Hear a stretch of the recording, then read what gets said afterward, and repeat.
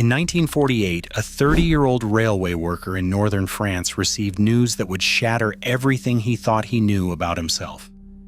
His aging mother, after 3 decades of silence, finally revealed a secret she had carried since the First World War. The father he had never known, the German soldier his mother said had died in combat, had not died at all. In fact, he had become the most infamous man of the 20th century. But was her story true? Could a teenage French girl and an obscure lance corporal really have conceived a child in occupied France in 1917? And if so, what happened to that child after the father's empire collapsed into rubble and ash? The story begins not in Berlin, but in a small French town during the First World War. Jean-Marie Loret was born on March 25, 1918 in Sebincourt, a village in northern France that had been under German occupation. His mother, Charlotte Lobjois, was 16 years old, unmarried, and working in a farmhouse when she gave birth. The father, she claimed, was a German soldier she had met the previous summer, but for 30 years she told no one his name. For 30 years she kept her secret locked away, raising her son alone while the world changed beyond recognition around them. Charlotte Lobjois worked as a seasonal laborer during the war years. In the spring of 1917, when she was just 15, German troops were stationed near her village. Among them was a young Austrian serving in the 16th Bavarian Reserve Infantry Regiment. According to Charlotte's later accounts, she met this soldier while working in the fields. He was different from the other soldiers, she said. More refined, interested in art and architecture. They began a brief affair that summer. He painted her portrait. They spent time together in barns and meadows, stealing moments away from the watchful eyes of both occupiers and occupied. By the time his regiment moved on in September, Charlotte was pregnant. The child she bore looked nothing like her. Jean-Marie had dark hair and pale skin, but his facial features were striking and unusual. His eyes were intensely blue. As he grew, neighbors remarked on his resemblance to someone, though they could never quite place who. Charlotte raised him alone, never marrying, working various jobs to support them both. She told Jean-Marie his father had been a German soldier killed in the war, a story common enough that it drew little attention. France was full of children born from wartime encounters, legitimate and otherwise. Most kept silent about their German fathers to avoid the shame and suspicion that followed. Charlotte kept souvenirs from that summer in 1917, a watercolor painting, supposedly done by the soldier. Letters written in German that she could not read, a sketch of herself. She stored these items carefully, rarely showing them to anyone. In her mind, she preserved the memory of a young man who had been kind to her during a brutal time, not the monster he would become. She followed the news from Germany in the 1920s and the 1930s with particular attention. When Adolf Hitler rose to power, she recognized him immediately. The face from her youth, now older and harder, stared out from newspapers and newsreels. She told no one, paralyzed by fear and disbelief. Jean-Marie Loret grew up in poverty in northeastern France. He left school early to work, taking jobs as a laborer, and later training as a railway worker. In 1938, at age 20, he married a local woman and began raising a family of his own. When war broke out in 1939, he was mobilized into the French army. He fought during the Battle of France in 1940 and was captured when Germany invaded. He spent the next 5 years as a prisoner of war in German camps, enduring harsh conditions while the man who might have been his father conquered Europe. The irony was lost on him at the time. He knew nothing of Charlotte's secret. After liberation in 1945, Jean-Marie returned to France and resumed his life. He worked for the French railway system, lived quietly, and raised his children. Charlotte, now in her 40s, continued to keep her secret. France was rebuilding, trying to move forward. The last thing anyone wanted was to claim a connection to Hitler. Hitler's suicide in the Berlin bunker had been confirmed. His body had been burned. His legacy was one of unmatched destruction. To be associated with him meant contamination, suspicion, danger. Charlotte chose silence, protecting both herself and her son. In 1948, when Jean-Marie was 30 years old, Charlotte finally told him. They were alone in her small house when she revealed what she had kept hidden for 3 decades. She showed him the painting, the letters, the sketch. She described the summer of 1917, the young soldier who had been his father. She told him the soldier's name. Jean-Marie's initial reaction was disbelief, then shock, then anger that she had waited so long. Yet, as he studied the old watercolor and compared photographs of Hitler to his own reflection, he began to see the resemblance others had noted without understanding. The shape of the nose, the set of the eyes, the structure of the skull. For the next decade, Jean-Marie struggled with this knowledge. He confided in almost no one, living in a kind of silence. His wife knew, and he swore her to secrecy. He could not pursue any official recognition or investigation. Europe was still raw from the war. Millions had died because of Hitler's ambitions. Concentration camp survivors were rebuilding their lives. The full scope of the Holocaust was becoming clear as trials continued and testimonies emerged. To claim Hitler as a father was to invite not just skepticism, but fury. Jean-Marie kept working his railway job, living his ordinary life, carrying an extraordinary secret that isolated him even from his own children. Charlotte died in 1951, taking with her the full details of that summer in 1917. Jean-Marie inherited her keepsakes, the only physical evidence of the alleged affair.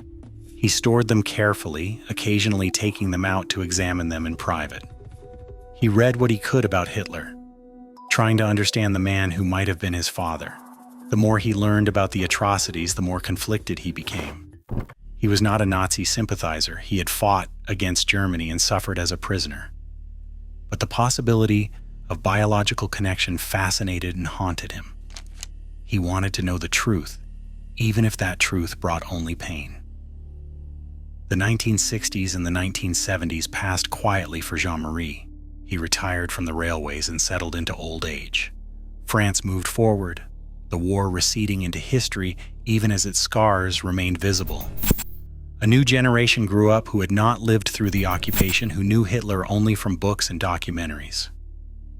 Jean-Marie watched his grandchildren grow, wondering if they carried the blood of the century's greatest criminal. He began to feel that the truth should be told, that history deserved to know, but he lacked proof beyond his mother's word and a few old papers that might have belonged to any German soldier. In 1978, at age 60, Jean-Marie decided to speak publicly. He contacted journalists and told his story. The response was skepticism mixed with fascination. Most historians dismissed the claim immediately. Hitler's movements in 1917 were well documented, they argued, and no credible evidence placed him in Corps at the right time. The 16th Bavarian Reserve Infantry Regiment had been in the area, but Hitler had been wounded in October 1916 and spent much of 1917 away from the front. The timeline seemed impossible, yet Jean-Marie persisted, showing the watercolor and letters, pointing to his facial features, insisting his mother had no reason to lie. A few journalists found the story compelling enough to investigate. They tracked down German military records trying to confirm Hitler's exact location in the spring and summer of 1917. The records were incomplete, damaged by time and war. Some documents suggested Hitler had returned to his unit by March 1917 while he was recovering from his leg wound. Others showed gaps in the documentation. None definitively proved or disproved Jean-Marie's claim. Medical experts examined photographs, comparing Jean-Marie's bone structure to Hitler's. Some saw resemblances, others did not. Without genetic testing, which was still primitive in the late 1970s, no conclusion could be reached. Jean-Marie gave interviews to French and German media. He appeared on television programs, always carefully presenting himself as a man seeking truth rather than glory. He emphasized that he was not proud of the possible connection, that he condemned Hitler's crimes absolutely, but that he believed people had a right to know their parentage. Some viewers sympathized with his position, others accused him of seeking attention or money. Historians remained overwhelmingly skeptical. The burden of proof was enormous, and Jean-Marie's evidence was thin. A painting that could have been done by anyone, letters in German that contained no identifying information, and a physical resemblance that might have been coincidence or projection. Despite the skepticism, Jean-Marie's story entered popular culture. Books mentioned him as a footnote in Hitler biographies. Tabloids ran sensational headlines about the Führer's secret son. Conspiracy theorists incorporated him into broader narratives about Nazi escape routes and hidden bloodlines. Jean-Marie found himself simultaneously famous and dismissed, known but not believed.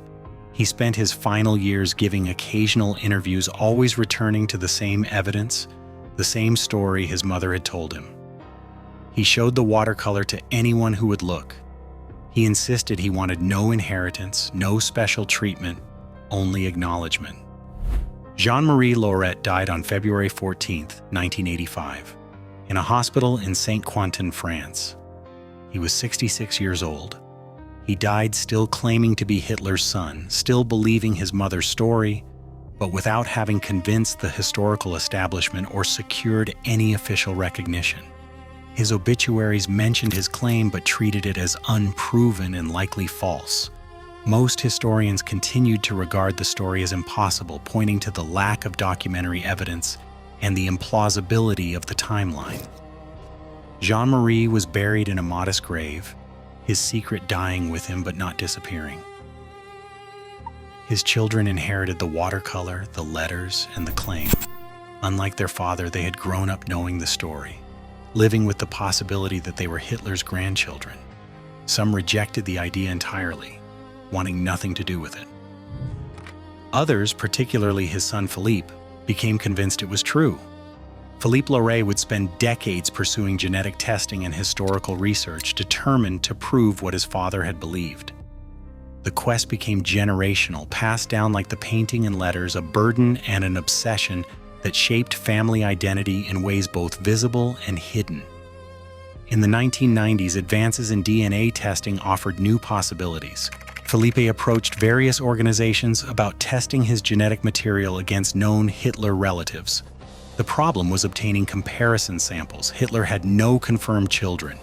His siblings were dead. The most promising source was hair samples taken from a hairbrush that had supposedly belonged to Hitler, stored in American and Russian archives. But gaining access to these samples proved difficult. Authorities were reluctant to facilitate what they saw as a pointless or even ghoulish exercise. The Russian archives, which held materials seized from Hitler's bunker, were particularly uncooperative. Nevertheless, Philippe persisted. In 2008, he provided DNA samples to journalists working on a documentary about Hitler's possible descendants. They compared his genetic markers to those from Hitler's known relatives, using samples from distant cousins in Austria. The results were inconclusive. Some markers matched, others did not. Geneticists explained that without a direct paternal line comparison, the results could not definitively prove or disprove relationship. The documentary aired, generating renewed interest in Jean-Marie's claim, but again providing no conclusive answer.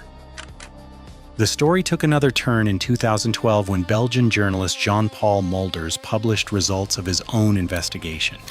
He had obtained DNA samples from Jean-Marie's son and compared them to genetic material from Hitler's living relatives.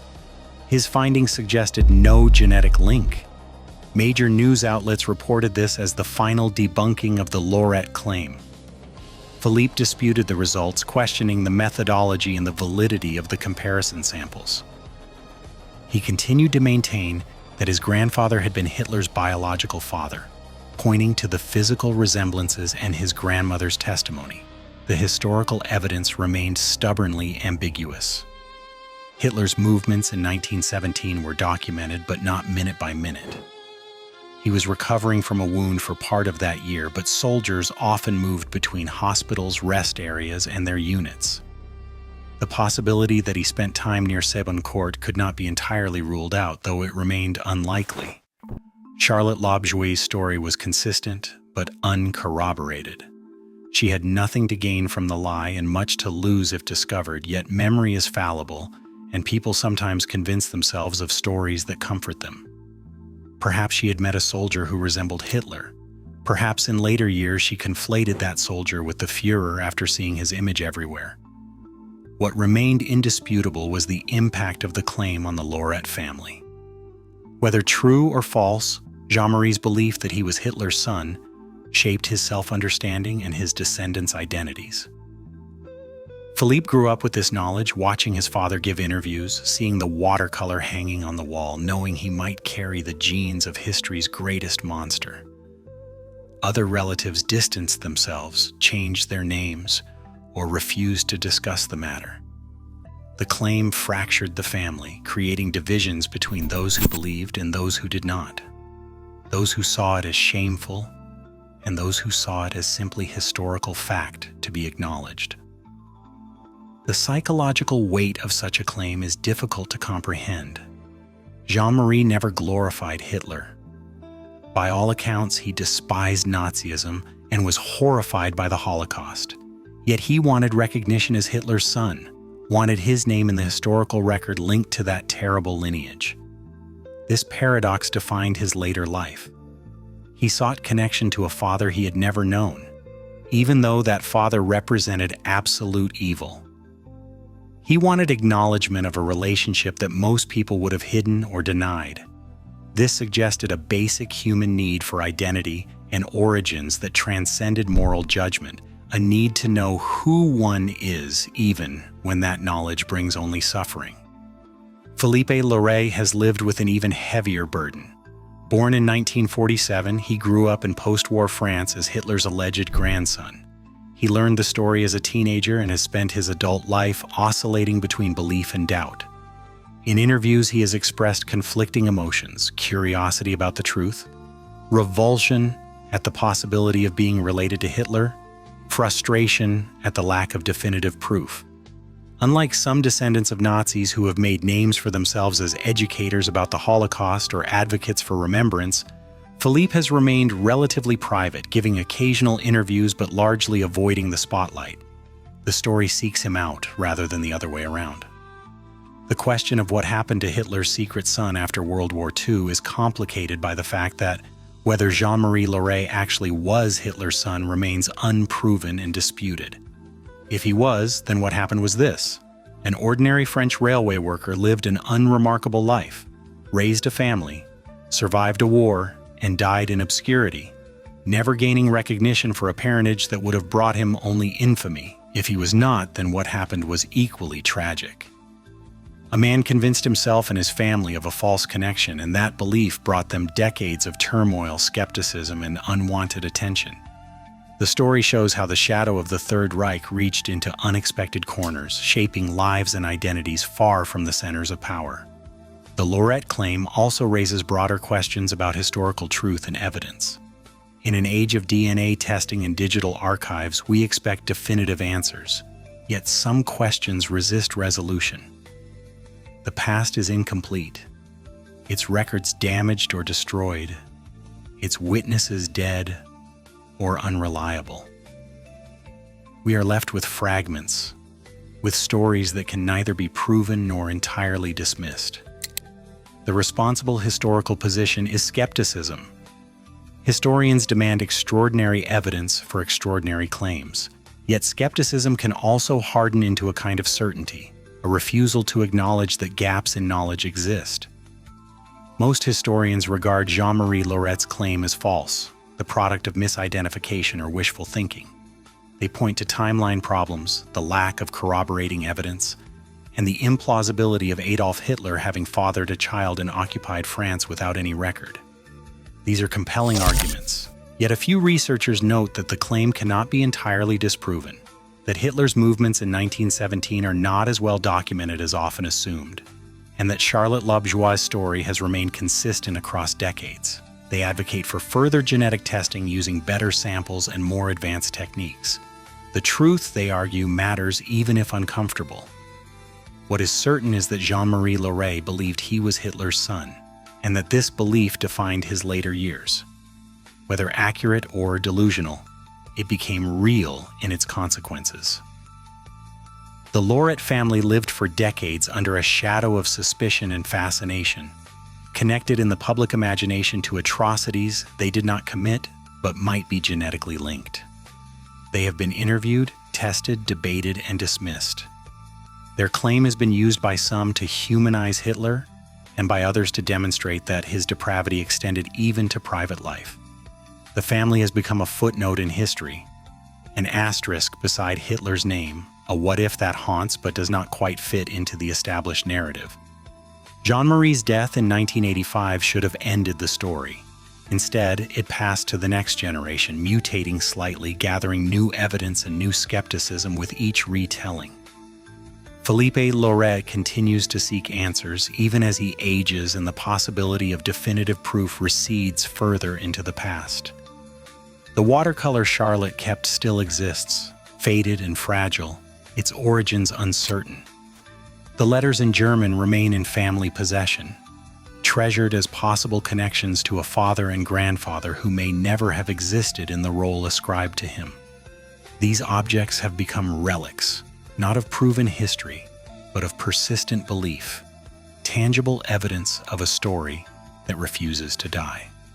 The Loret claim joins a long list of alleged Hitler offspring and descendants, most of which have been definitively disproven or dismissed as fiction.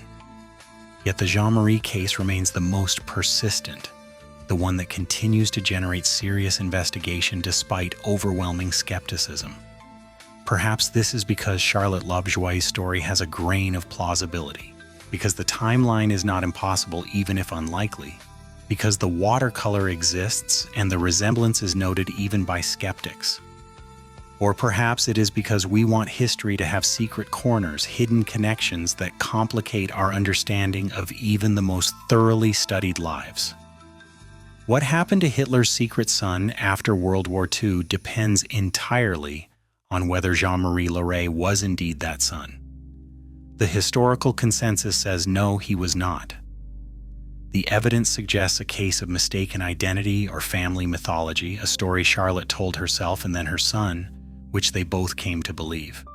But if, against all probability, the claim was true, then what happened was a quiet tragedy.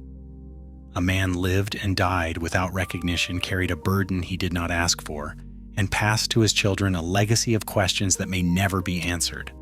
In either case, the Loret family story reminds us that history is not just about leaders and battles, documents and dates. It is also about ordinary people caught in extraordinary circumstances, about how the past lives in families, in whispered secrets and faded paintings, in claims that cannot be proven but also cannot quite be forgotten. Today, the watercolor supposedly painted by Hitler hangs in a private collection, its authenticity still debated.